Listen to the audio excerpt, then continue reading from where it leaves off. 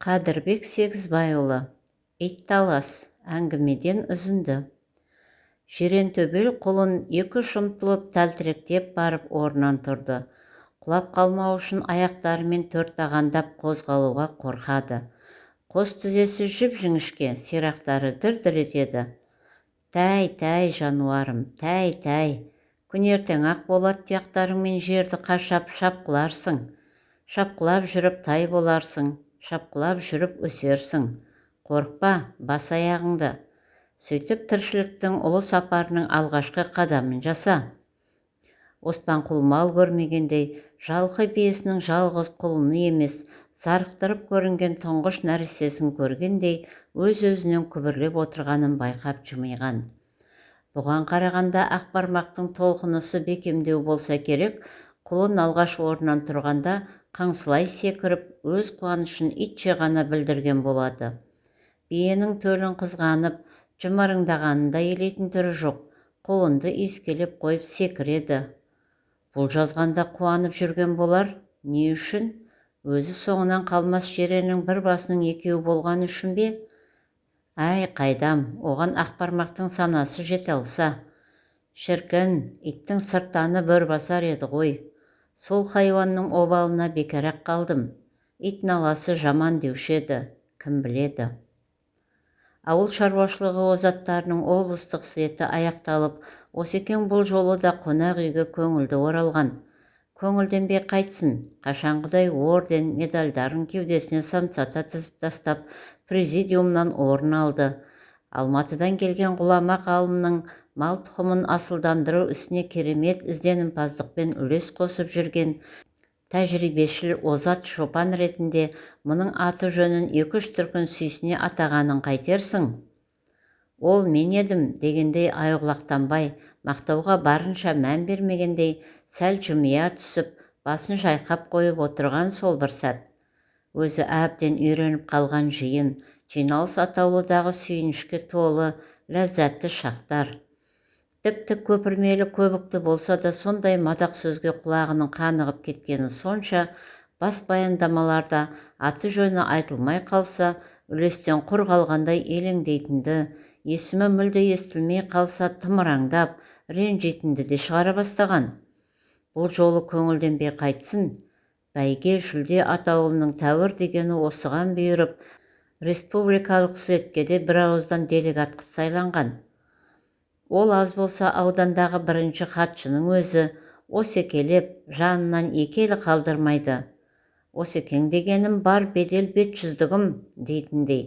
Ақ волгасын ертелі кеш көлденең тартып тұрады. Слет түске дейін аяқталып, түстен кейін бәрі тараған.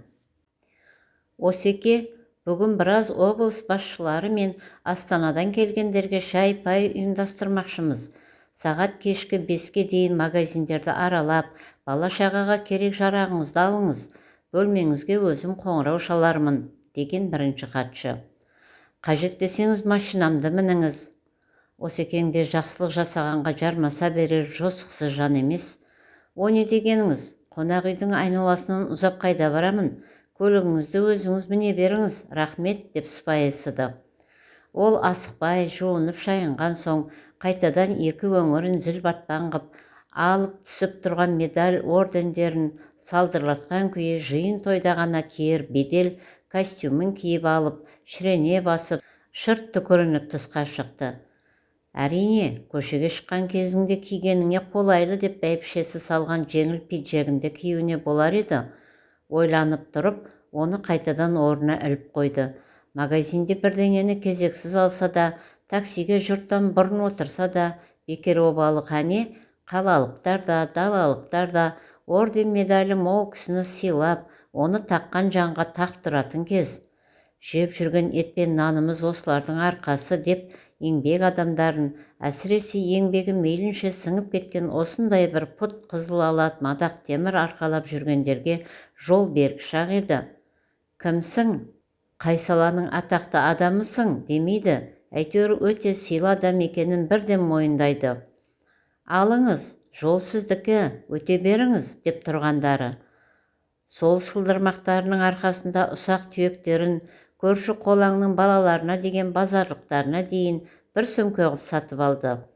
Ал кілем, кілше, әртүрлі аяқ киім, құндыз бөрік, ең аяғы ыстық жақта өсетін жеңсік жеміс дейсің бе, үндінің шайы, зәйтүннің майы дейсің бе, басқа магазин атаулыдан итпен іздесең де таптырмайтын құнды да қат тауарларды слет делегаттарына тізім бойынша сауда жасайтын арнайы магазинге жинап қойыпты.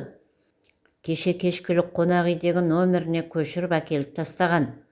Бүгінгі саудасымен сәлем сауқат дейтін шаруасын бір жола індеткенін білді. Қойын дәптеріне бәйбішесі тізіп жазып берген қажетті дүниелер тізімін тағы бір сүзіп шығып, көңілін бір жола демдеді. Сағатына қараса, сыйлы қонақтарға шай беріп жіберу рәсіміне дейін аттай 2 сағаттай уақыты бар екен. Даңғарадай бұлқылдақ төсегіне жатып көріп еді, күндіз баласы көз іліндіріп көрмеген шіркіннің кірпіктері айқасар болмады. Бағанағы дүкенде жолыққан бір жылмаңдаған қараның сөзі есінен кетпеді. Аға, келіңіз сөмкеңізді көтерсейін, шамасы слетке келіп жатқан шопан боларсыз, деп бөгенайына дейін танып зуылдап тұр. Қалада жүлік дейтін бәлелер жыртылып айырылады дейтін. Ақшаңа, заттарыңа абай бол. Сен сияқты ауылдан келген орденді ашық ауыздарыңды аңдыса керек қой оларда, деген ақылы артық туған қосағы Жұпаргүлдің ескертпесі есіне сарт етіп түсе қалсын.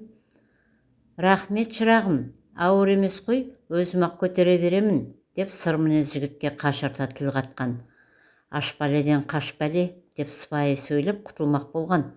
Бірақ жылмаң қарада тас кенедей жабысып айырылар емес. Ой, отағасы, қорықпаңыз, мен де сіздей бір қара шалдың баласымын.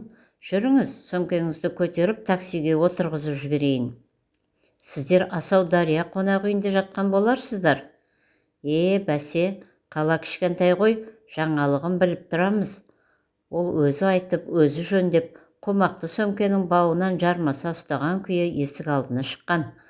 Ол кісі аяғы сиректеу көшеге шыққан соң әрі қарай ағытылды. Әңгіме былай, отағасы, сіздер сияқты малшылар мен шопандарға сенімді серік болар, нағыз бөрібасар төбеттерді өсіріп жатқан питомникте жұмыс істеймін. Қазір қойшылар үшін нағыз таптырмайтын ит тұқымының қандай болатынын білесіз бе? Ол Кавказ овчаркасы деп аталады. Ит емес, нағыз жыртқыш дерсіз. Қасқырды былай қойғанда жолбарыспен жұлқыласы бөлуге бар, бірақ қайтуды білмейді. Сонда ол питомнигің ит сата ма? Деп бұл оның сөзін бөлген. Сатамыз, тәрбиеге оңай көнетін жас күшігін сатып алсаңыз, үйіңізге олжалы ораласыз. Ол шіркін үйіңізге бір жеткен соң, қотаныңыздың маңынан ит құс жүрмейтін болады. Оспанқұл мына жігіттің өзін қандай мақсатпен майлы шекше айналдырғанын білген соң, бойынан ауыр жүк түскенде қуанып қалған. Әйтеуір тонау, сөмкесін ала қашу мақсатында жүрмегеніне көзі жетті. Ал күшігін сатып ала ма, алмай ма, ол мұның өз қалауы. Шырағым, өзімде де бар бір бөрібасар дейтін 3 рет қасқыр алған атышулы төбетім бар. Сенің қапқаздық апшаркаң содан мықты дейсің бе? Деп реті келіп тұрған соң бейтанысқа мақтана кетуді артық көрмеді. Менің сөзіме сенбесеңіз, бүгін қаланың шетінде ит таластыру дейтін керемет ойын болады. Сағат 4-те басталады. Қызық көремін десеңіз, сонда алып барайын. Әлі уақыт бар екен. Қысқасы ағасы, мен сағат 3:30-да қонақ үйдің алдына келейін. Заттарыңызды ыңғайлап, қауіптенсеңіз артық ақшаңызды да нөміріңізде қалдырып кетіңіз, деп қойшыны мүлде ойландырып тастаған. Өзінің питомниктің күшіктерін сатқаннан басқа бөтен ой, бөгде ісі жоқ жігіт еместігіне көзін соңғы ұсынысымен бір жола жеткізген. О, құдауанда, ит таластыру дейтін балалардың ермек емес педі? Енді оны үлкендер қызықтай бастаған ба? Жүре берсең көре бересің деген осы екен-ау. Жарайды шырағым, менің де бастықтарым бар, бір жаққа қуып кетпесе барайын. Сағат 3:30-да қонақ үйдің алдына шықпасам, онда жолыңнан қалмассың, деген. Осекеңді қопаңдатып отырған сол уәде болатын. Оның үстіне ол жігіт мақтап кеткен тұқымы басқа иттің күшігіне де көңіл ауып тұрғаны рас еді. сауда саттыққа беріле кірісемін деп қаржы қалтасында біраз жұқартып тастаған. Күшіктің құны қанша асыл тұқымды болса да, әрі кетсе 2 қойдың пұлындай болар. Ұнатып жатсам, оған шамам келер, деп те ойлаған. Сағатына қараса, келіскен кезге 10 минуттай уақыт қалыпты. Ол асығыс киінді. Бірақ бұл жолы ит төбелесін көруге саудырлаған орден медальдары тағылған костюмін киіп баруды ұят санап, қарапайым пинжагын кигенді жөн көрді. Еңбек озат екенімді ол жерге әйгілеудің түкке де қажеті жоқ шығар, деп шешкен. Оның бұл әрекетін есік алдында тосып тұрған бейтаныс жаңа серігі де бірден қостай жөнелді. О, ағасы, қарапайым киініп алғаныңыз бек жақсы болыпты. Ол театр емес, бар болғаны иттердің таласы ғана. Жігіт қолындағы белжемді сөмкесін көтерген күйі, слет делегаттарына қызмет көрсету үшін қонақ үй алдында матаған жылқыдай тізіліп тұрған ала бүйрек қызыл төбел таксилердің бірінің есігін ашты. Сөйтті де айдаушыға: «Иә, делегатпыз», деп өзінде қосып қойды. Оған барар жерлерін тәптіштеген соң: «Ағасы, біз әлі таныспаппыз ғой, менің есімім Әділғазы. Ауылдағы көнекөз қарттар әділ қазылық жасайтын жігіт боп өссін деген болар. Ал біз сіздер сияқты қой бақсақ бір сәрі ит бағушы болып кеттік дегендей. Ал сіздің есіміңіз ше?» «Оспанқұл болады, Жайылма ауданынан келгенбіз». «Ит бақтық деп қапаланба, бауырым. Әйтеуір мен естіп білмеген кәсіп болса да ағайынға пайдалы іс қылады екенсің. Көкірегі көнектей, көк тамыры білектей боп бос сенделгендерден біреудің қаттысын қайырып, жұмсағын жымырып кетер, аш көз, суық қолдықтан сақтасын де». Әділғазы қойшы ағасының тәлімдік қағидасын тыңдауға онша құлық байқатпай, жердегі сөмкеге еңкейе берді. «Бағанағы айтқаным мынау», деді ол сөмкесінің сыдырмасын ағытып. «Кәне, жолбарыс, жаңа қожайыныңды көріп ал». Сөйтті де ол қос құлағын майлығына жетер-жетпес қып шұнайта кесіп тастаған бөріктей ғана ақ сұр күшікті желке терісінен ұстап алып шықты. Көзін жуырда ғана ашқан, шамасы 3-4 күн бұрын ғана туған пошымы бөлек қазанбас күшік аса бір шыдамдылық көрсетіп, желкесінен көтергенге қыңсылаған да, ауырсынған да жоқ. Қап-қара тұмсығын тыржитып, ұйқысын бұзғанға ренжігендей, әлден шоқтай жанған жанарын жаңа қожайынына сығырайта қадаған. Шіркін, бөрібасарға қызығып, «Бұл ит емес, босағаңа біткен ырыс қой», деп жүрген Молданбай Дүрдің тағы да бір ішін күйдіріп, мұз жалатсам-ау деген ойға келген. Қазір дәл осы күшіктің әкесі арыстанның төбелесін көресіз. Бәсіне, қазақша айтқанда, қарғыбауына сонан соң келісе жатармыз. Ал екінші өтінішім, бүгінгі көргеніңізді тірі жанға тіс жарып айтпайсыз. Ашық ит таластырып тамашалауға әзір рұқсат жоқ болған соң жасырын ұйымдастырамыз. Қызыл төбел ала бүйрек сары Волга қаланың шетіндегі бір үйдің ауласының алдына келіп тоқтады. «Балам, мені тапжылмай тоса тұр», деді Оспанқұл жүргізушінің қолына кесектей 5 сомдықты ұстатып жатып. «Қонақ үйге барған соң тағы да беремін. Мен әрі кетсе 15-20 минуттан соң шығармын». Ауланың іші барынша кең екен. Бұларға дейінде 10 шақты жас жігіт жиналып қалыпты. Олар Әділғазыны көріп қуанысып қалды. Питомникта істейтін жігіт осылардың бастығы болар-ау, деп ойлаған қойшы. Түр түсі Қапқаз халқының пошымына келіңкірейтін орақ тұмсық 3 жігіт Әділғазыны көріп қуанғанымен Оспанқұлға бір түрлі күдікпен қараған. «Біз бұлай келіскен жоқ едік қой», деді орақ тұмсықтының бірі Әділғазыға қарап. «Ешқандай бөгде бөтен кісі болмасын дедік қой. Жігіттер, қорықпаңыздар, бұл ауылдан келген қойшы ағатайым ғой, көрсін, зияны жоқ кісі». «Онда ставка өзгеріссіз ғой. Сол 5 кесекке деп қол алсамыз ба?» Әділғазы мен жаңағы жігіт қол алысты. «Жақсы, онда бастайық». Әділғазы жанында тұрған өз жігіттеріне ек қақты. Олар лып етіп аулаға кіріп кеткенде, Кавказдықтар да ауланың ішінде тұрған УАЗ машинасының есігін ашқан. Одан секіріп жерге түскен хайуанды көргенде Оспанқұл шалқасынан түсе жаздаған. Шынында оны ит деуден гөрі соған ұқсас бір жаратылысы бөлек жыртқыш деуге келіңкірейтін еді. Тықыр жирен, түгі май жаққандай жылт-жылт етеді.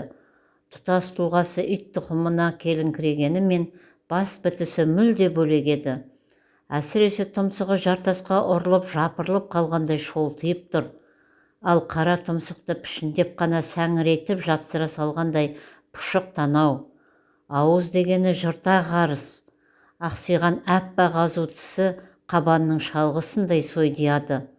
Астыңғы ерін жинауға келмей, жапсырған терідей қож-қож болып салақтап жатыр. Қырқылған меринос қошқардың әукесіндей қатпар-қатпар. Тікшілдеу біткен жатақшыл көзі шоқтай жайнап тұрғанмен, шал көзденіп жыртиыңқы көрінеді екен. Құйрық атауылдан ныспыға қалған тұқылы ғана шолтияды.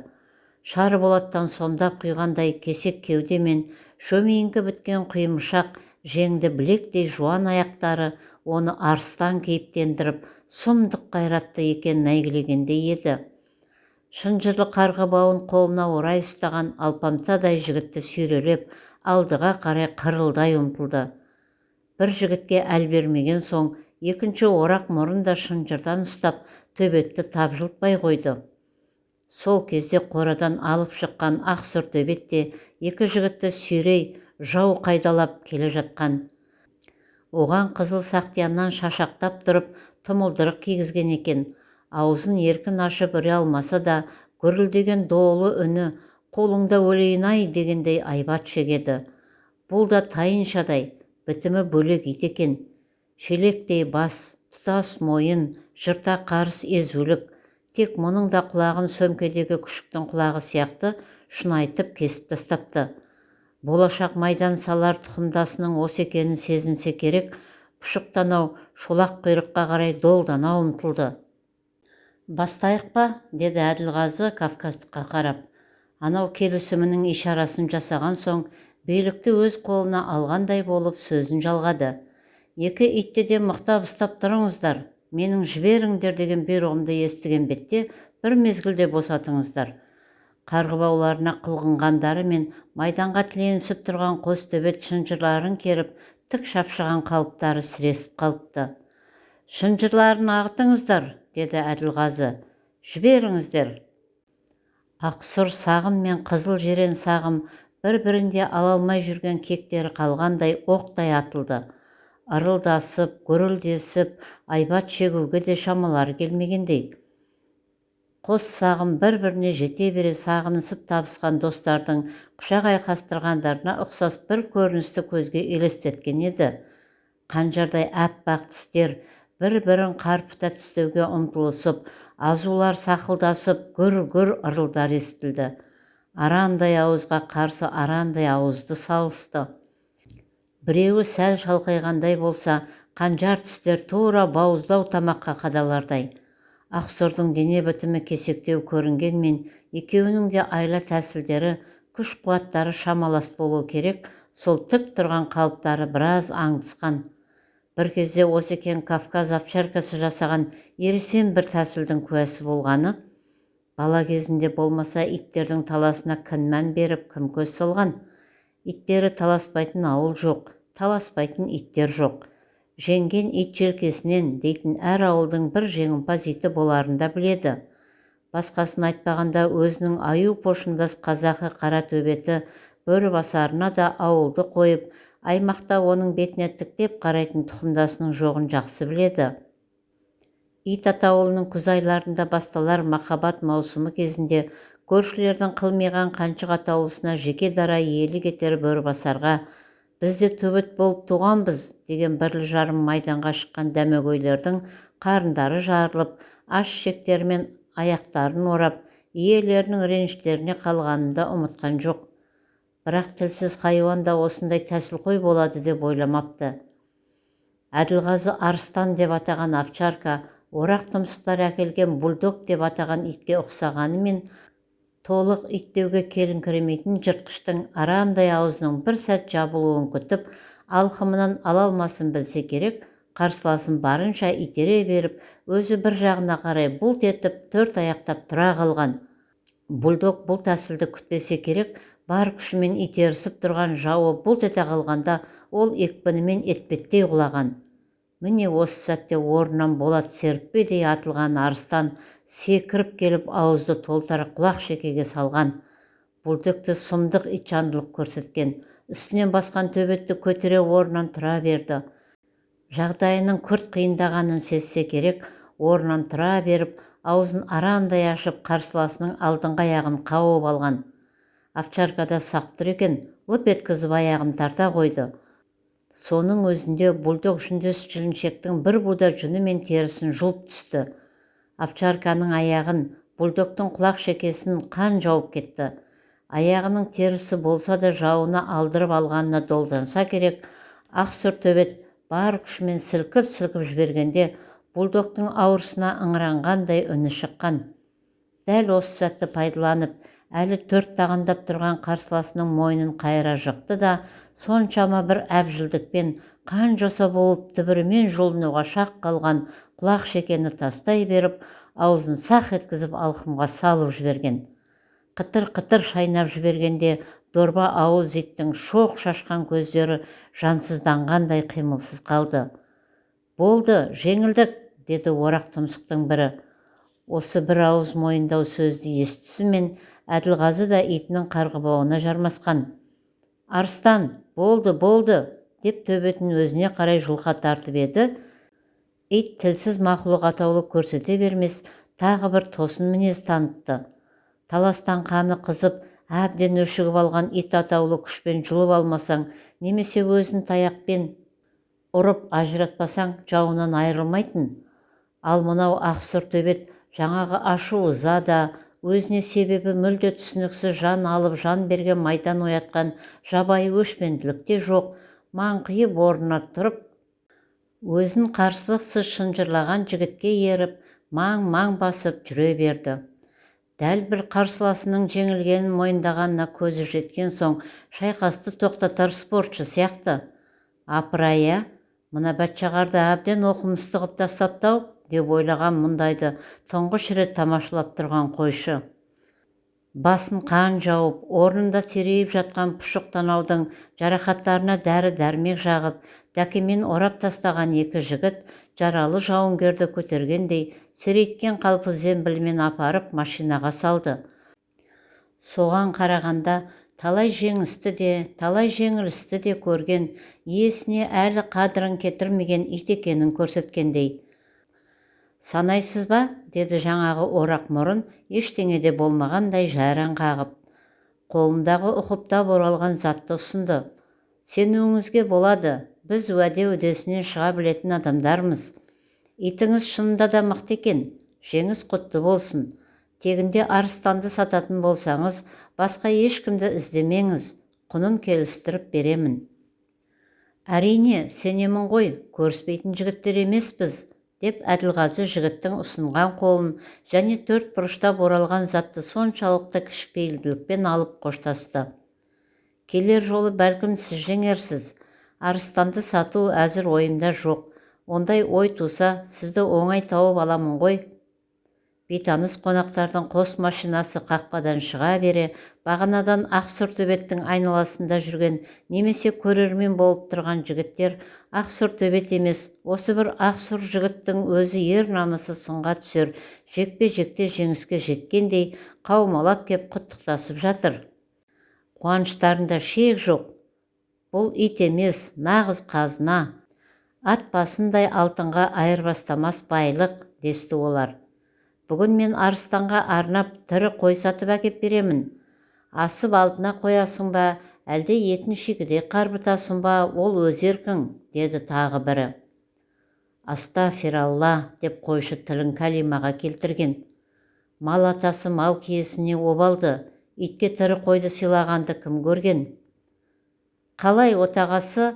Әділғазы бағанадан ештеңенің байыбына бара алмай тұрған Оспанқұлдың жауырынан құшақтады. бірде ағасы, бірде отағасы деп атаса, танысқалы бір рет асымдай ғана уақыт өтпей-ақ өзімсіне іші бауырына кіре тіл қатады. Біздің арыстанның жұмысын көрдіңіз ғой. Жаңағы азу тісі селебедей түрі түсі бөлек бульдогыңыз осындағы чешендердің үкілеп отырған малтабары. Жуырда Алматы асып барып, мықты деген 4-5 айтулы төбеттердің жоқтауын асырып келген қандауыз. Соныңызды біздің арыстанның қалай жайратып салғанын көрдіңіз. Күштінің күні күштірек келгенше дейтін сол. Мәңгі мықтылық дейтін болмайды екен ғой. Ал бұл шіркіннің бел баласы мына ақ күшікке де қызығушылар көп.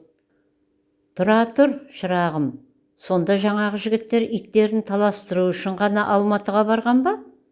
Әрине, Алматыны қойып Мәскеуге дейін барады. Апырау, бұл ит майданды қызық үшін жасайсыңдар ма сонда? Деп қойшы өзі әлі ұғалмай тұрған сауалын қойған. Қызық үшін ит таластыратын бізді бала дейсіз бе? Мынау 5 кесек дегеннің не екенін білдіңіз бе? Бұл 5000 сом. Сіздің 10 ту биеңіздің құны деген сөз. Жаңағы чешендер намысқой жұрт. Енді олар арыстаныма шақ келер арыстан тауып қайта оралады. Әнекей, сонда ставка еселеп өседі деген сөз. Ставка дегенің ит таластың бәсіме сонда? Әрине. Ал бопты, енді күшігіңнің қарғыбауына қанша сұрайсың? Соны айтшы жарқыным. Жылман қара қос алақанын жайды. Сонан соң жылы жымиды.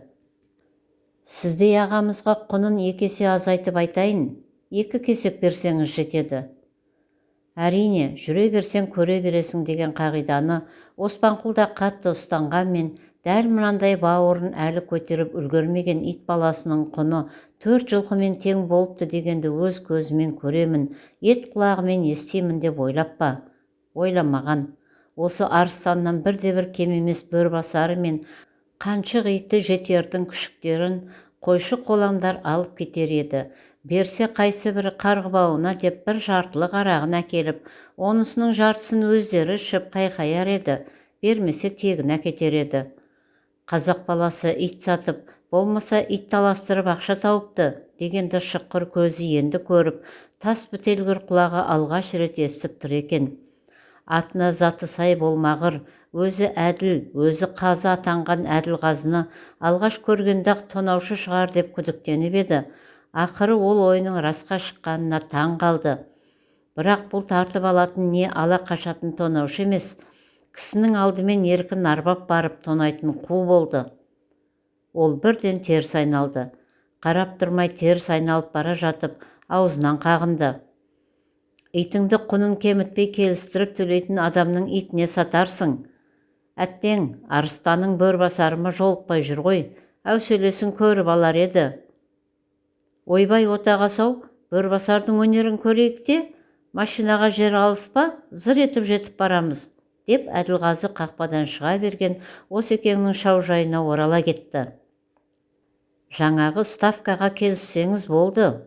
Бөрбасарыңыз жеңсе, бір байып қаласыз, жеңілсе қара шығын болды дейсіз де қоясыз. Жоқ, шырағым, пайғамбар жасына таянғанда ит таластырып байымай-ақ қойдым.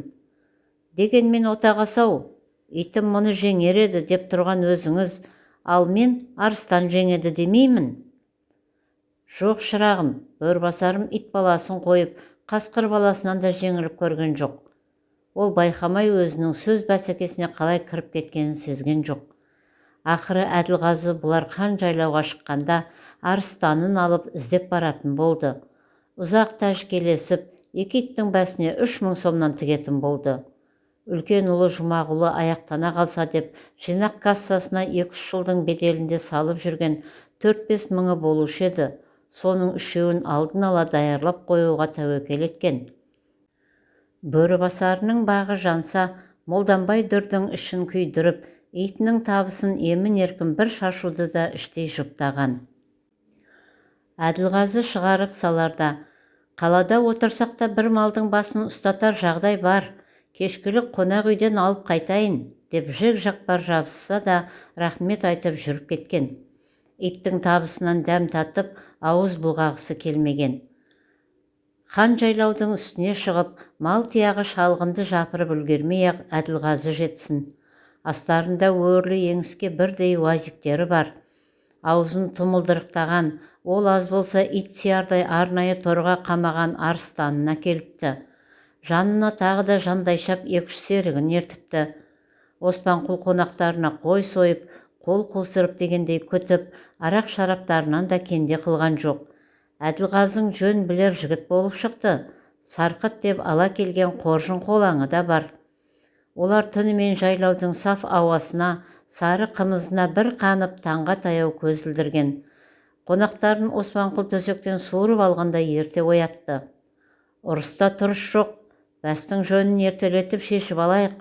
Көрші көлемнің де бұл тосын оқиғадан құлағдар болмағаны мақұл, деген.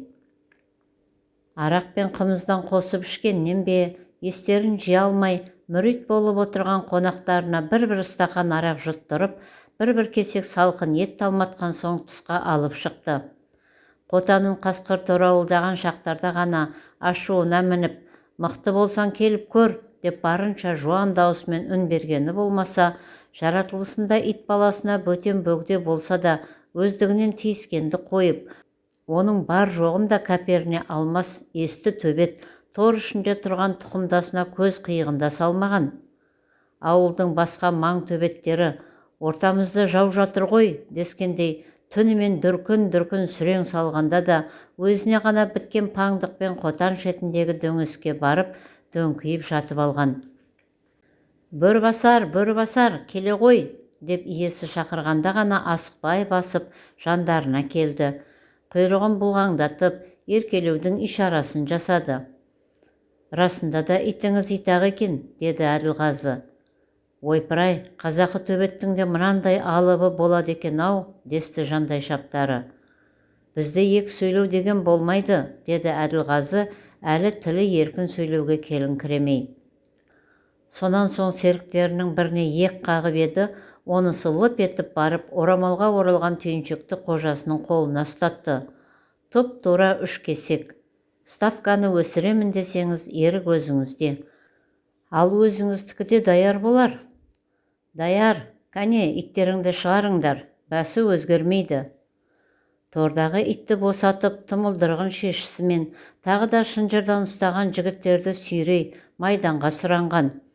Бөрбасар болса, келімсектің өз мекенінде басынып, ұмтылғанын ұға алмағандай, бір езуімен ғана арылдап доқ көрсетті. Маған өлермендене ұмтылатындай негінен бар еді, дейтіндей иесіне қарады. Бөрбасар, бас, аянба, деді үй иесі. Бұл бұйрықты ұқпады ма, әлде себепсіз майдан ашуды Бөрбасар басына ар көрді ма, әлі де ашу шақыра алмай маңқиып тұрған. Жібереміз бе, деді Әділғасы. Жібер, деді Оспанқұл. Арыстан ақ сағым болып атылды. Бөрбасар мұндай оспадарлықты күтпесе керек, ашуын енді шақырып, ойда жоқта ойран салмақшы тұқымдасына майдан беруге бұрыла бергені сол еді, темір қақпан құлақ шекеден ала түскен. Бөрбасарда жан ұшыра жұлқынып, алапат күшпен орнынан тұра жауын құшақ қалған. Бірақ тас кенеше жабысып қалған сойдақ тістер мұның ауыз салуына жібермеді.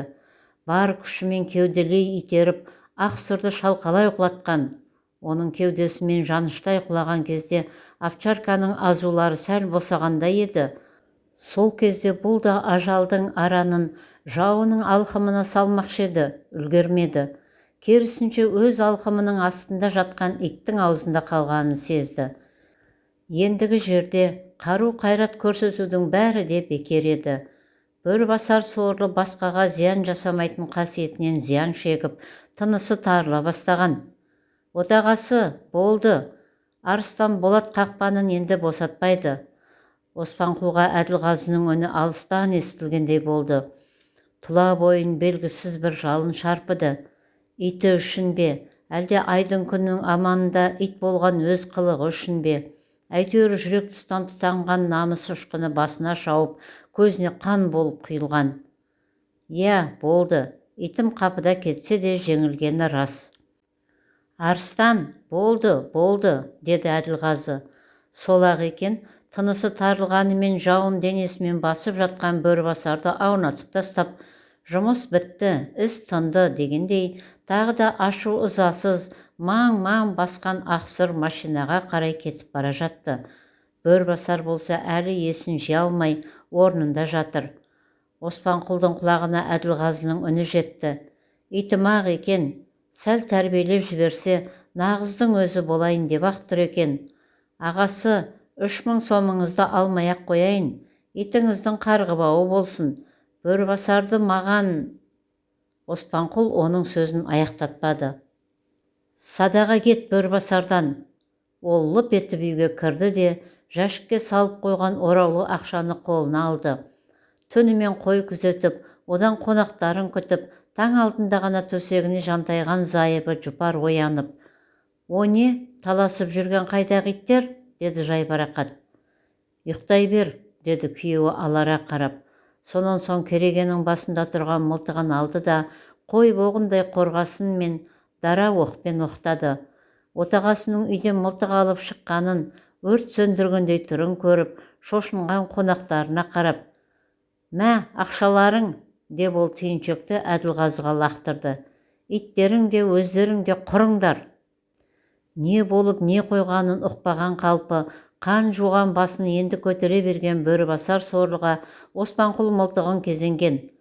«Ақсақал, ақсақал, оныңыз не, обал ғой!» деп Әділғазы шар ете қалды. «Мынандай итті оққа қалай қиясыз?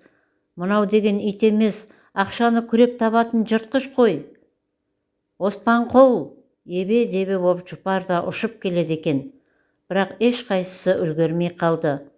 Мылтық жайлаудың ертеңгі тыныштығын бұзып гүрс етті. Ит өлімі де бұйырмаған Бөрібасар соңғы рет қаңқ етті де тыныштала қалды.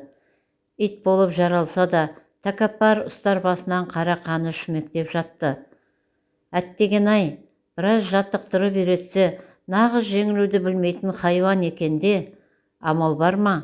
деді Әділғазы тағы да түйіншегін қойнына тығып жатып. «Дегендеріңе жеттіңдер, аларларыңды алдыңдар, кәне, енді құрыңдар көзіме көрінбей!» «Ақсақал, ақсақал, сабыр!» деп Әділғазы әлі де мәмілегерлік көрсетпек еді, үй иесі морт кетті.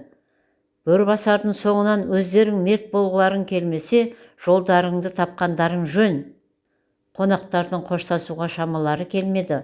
Қолдарына іліккен заттарын шала-шарпы жинастырып, уазиктерін ыра төмен құлдыраңдата жөнелген. «Осынау ілгері басқан аяғымды кері кетіріп, жолымды оңғартпай жүрген сол жазықсыз хайуанның киесі болар» деген ой оның миының қатпарларына әбден кірігіп алған болатын. Содан бері қанша рет Кішітауды қар басып, қанша рет қазіргідей көктем келді. Тіпті қоғамдағы қопарылысты, әй бұл кеңес үкіметі төрткүл дүниенің төрт бұрышын өз дегеніне енді я дегізіп тынар-ау деп отырғанда, өзегін құрт кеулеген алып емендей бел ортасынан опырылып түсуінің өзін бұл түсіне бермес, үлкен бір киенің соққанынан деп өзінше пайымдайды. Оспанқұлдың отының басындағы сәтсіздіктер Бөрібасардың ақ наласынан болсын, ал бүкіл қоғамды ойран топыр еткен қандай қарғыс, қандай кие? Бұл сауалға кешегі озат шопанның ақылы жете бермейді. Оспанқұлға және мыңдаған оспанқұлдарға мүлде түсініксіз сең соққан балықтай болған заманның бет алысын, адам атаулының ниет пиғылын түсіне алмай-ақ қойды. Бәрі де бұл үшін мүлде түсініксіз күйге түскендей еді. Әлде қоғам өзгергенде адам өзгере ме? Әлде адам өзгергенде қоғам өзгере ме? Әйтеуір бәрі де бұл үшін жұмбақ. Бәрі де миы жетпейтін түсініксіз тұманды дүние. Күні кеше ғана бұл жазған бір аудан ғана емес-ау, бір облыстың бетке ұстар озат шопаны атанып, енді еңбек ері атансам арманым жоқ деп жүрді. Айтып-айтпай, елде жоқ көсем бейнелі орденнің екеуін бірдей тағыпты. Ол аз болса, еңбек қызыл ту, құрмет белгісі ордендерін, ол аз болса, ананың озаты, мынаның озаты екенін куәландыратын медальдарының саны да жетіп артылады. Соның бәрі де түкке тұрмай, бірақ күнде құнын жоғалтқаны жанына батады. Айдай жүзі аймандай болды деген осындай-ақ болар. Келі құрыса келсап керектен шығады. Өкіметтің өзі құлағанда орден медальдарының қадірі кеткенін, биік беделінің де бірге құлағанын айтып, кімге мұң шағар? Аллаға болмаса, ұғар адамы қалды ма? Ел сияқты білімді де қумады, ел сияқты басшылық та қумады. Еңбек түбі зейнет дегенді ғана ұран қылған, сол еңбектің зейнетін көргенді ғана мақсат етіпті. Шіркін-ай, арыстан мен бөрбасардың таласын қойшы, олар қанша қастерлегенмен иелерінің намысын жыртқан хайуан ғана, бар болғаны иттер ғана ғой. Ал адамдардың ит мінезімен итше таласуын немен түсіндірер? Кешегі ағайын, дос-жардың, әсіресе Молданбай сияқтылардың өзін алқымынан буындырып, иттік жасағандары батады. Бағанадан өзінің ең сүйікті 4 аяқтысы Жирен биенің Жирен төбел құлынына өзінен көбірек ықылас пейілін бөлгеніне ренжігендей, алдыңғы 2 аяқтың үстіне иегін артып, сұлық жатқан ақпармақтың маңқ-маңқ үрісі Оспанқұлдың ойын бөлді. Шуы түскен Жирен бие аналық мейірімін төгіп, қалтаң-құлтаң жүріп жүрген жас төлін бауырына алыпты. Жас қолын тәлтіректей басып, өмір нәріне, енесінің уыз кернеген үлпілдек қос емшегіне ернін жеткізіпті. Кішкентай ғана күлте құйрығын бұлғаңдатады. Мынау таңғажайып сұлу, әрі енесінің уызындай нәрлі де дәмді дүниеге риза пейілін білдіргендей. Ұрпақсыз өмір тұл екеніне көзі жеткен Жирен бие де сол күлте құйрықты иіскей түсіп, 62 тамырын иіте балқып тұрғандай. Бұл күнде құрамы айғыр үйірге жетіп қалған қыл құйрықтарын ауылға қарай айдап тастаған Молданбай тағы бір айтылмаған әңгімесі қалғандай осылай қарай салып ұрып келеді екен. Ойын бөлгенін жаратпады ма, әлде қыл құйрық атаулыда босағасына көптен бері біткен тұңғыш құлынды қызғанды ма? Оспанқұл орнынан тұрып оған қарсы жүрді. Бәрекелді, Жиренің құлындапты ғой. Бауыры құлынына, сауыры өзіңе құтты болсын. Бақсаң мал не өспесін. Осы күні жылқы баласына киелі тұқым деп қарамай, соғым, одан кейін боғым деп қарайтын қулар көбейді ғой. Екеуміз ғой жанымызды жалдап осынау азын-аулақ мал қабағын аңдып емініп отырған. Енді пенсияға шығып тыныш жатамыз дегенде мынандай заман болды. Қазақ байқұстың малдан айырылса тамыры қиылғанмен бірдей, тамырсыз өмір бар ма? Бәрінің естерінен тана өндіріп жатқан мұнайы мен газы, темірі мен мысы, алтыны мен күмісі екеуміздің осы аша тұяқтар мен дөңгелек тұяқтардың садағасы болсыншы. Олары ет пен май болмаса да өндіре берсін. Елге ол да керек шығар. Бірақ мал атаулыны 37-ші жылғы халық жауларындай қырғандарын түсіне алмаймын. Мал көңінің иісін иіскемесек басымыз ауырар, екеумізге басқа тіршілік бекен. Егінді ерінбей мол егіп, күтіп бақсаң, күзде қамбаң дәнге толады. Ал мал баласын көбейту үшін көп жылдар керек емес пе? Осекеу, осыны ойлағанда ақылым айран болады. Молданбай бүгінгі тіршілік бағыты жөніндегі толғамдарын айту үшін әдейі келгендей біраз аспандап сөйлеп алды да, құрдасынан қолдау естімеген соң, аспаннан жерге түсіп, түтіні түзу әңгімеге көшкен. Қалай, құлынның ұрғашы ма, еркек пе? Молдекай, екеуміз қай заманнан бері басшылық бағдарына баға беретін болып едік. Биікте тұрғанға айнала анық көрінер. Аласада төменде жүрген екеуміз өзіміз көріп білмеген мұнай мен газын, алтыны мен күмісін салмақтап қайтеміз. Өзіміз малшы болған соң, екеуміз мал деп шырылдаймыз да, әйтпесе елдің дәулеті үшін бәрі де керек білем ғой, деп Оспанқұл тура жауаптан қашқақтады. Жас құлынның ұрғаш екенін айтқысы келмеді. Мал енеден өседі. 2-3 жылдан соң бүгінгі құлыны да бие болар, сөйтіп жылқысын көбейтер. Сондықтан қазір туған төлінің тіл көзден аман болуын тілеген түрі. Бұрын жанымызды жалдасақ, үкіметтің, колхоздың, совхоздың малы үшін жалдадық. Ендігі қарекет қарабастың қамы үшін, бала шағаның, бүгінгі ұрпақтың қамы үшін ғой. Солай Молдеке, азын аулақ осы мал деп ерте тұрып кеш жатсақ, бәрі де аштан өліп көштен қалмау үшін жасалған қам-қарекет. Сондықтан бақпаймыз деп бұлданар болсақ, ана тышқақ лағы жоқ, кейбір көршілеріміз сияқты көрпеңді 4 қабаттап алып, түске дейін ұйқы соқ. Әнекей, сонда жаның тыныш болады. Мен бірдеңе білсем, көрген түсін керенге жорытып, бәрекелді дейтін заман өткен. Анау Асан сияқты ақылмен іс қылғанның, алысқан мен арпалысқанның уақыты келді білем. Ал сенің Молданбай, осылардың қайсысына жатарыңды өзің салмақтарсың. Көршісінің сөзінің соңы тағы да бұзылып бара жатқан соң, әншейінде бір шай қайнатым сөйлеп, ішін босатқанша тізгін тежуді білмейтін Молданбай атының басын бұрып қойып, назын айтқан. Онда да көршісінің байи алмай тыраштанып жүргенін әдейі іле сөйлеген. Осекай, мен байқұс сенің жылқы баласындағы жалғыз жиренің 2-3 жыл зарықтырып құлындаған соң, соғымның көтен шегін қосып, уыз қағанаққа шақырады екен деп келсем, бүгін сол жамбасыңнан тұрғансың білемін ғой. Ертеңгіліктен бері сөге сөйлеуің жаман. Кейбір көршілерің сияқты дейсің, олардың беті аулақ, өзімен кетсін. Олай деме, олар бөтенің бөгденің емес, жамағайын бауырларың емес пе? Тым болмаса сауып ішуге бірер сиырыңды бермейсің бе? Ағайыннан қайтпаса Алладан қайтады. Алла мейір төкпегенге адам қайыр қылғанмен ештеңе шықпайды. Мен кетейін. Қой мен сиырды ұсақ балалар жайып қалып еді. О немелер ойнап кетіп, ұйтқыс тиіп жүрер, деп ол астындағы есікпен төрдей кертөбелін сипай қамшылап ауыл жаққа бет бұрды. Оның кертөбелді көсем аяңдатып, қайта-қайта көлбеңдетуі Оспанқұлға, бәлем, кешегі сенің кертөбелің, бүгінгі менің кертөбелім болды, деп бара жатқандай көрінді. Әңгіменің соңы.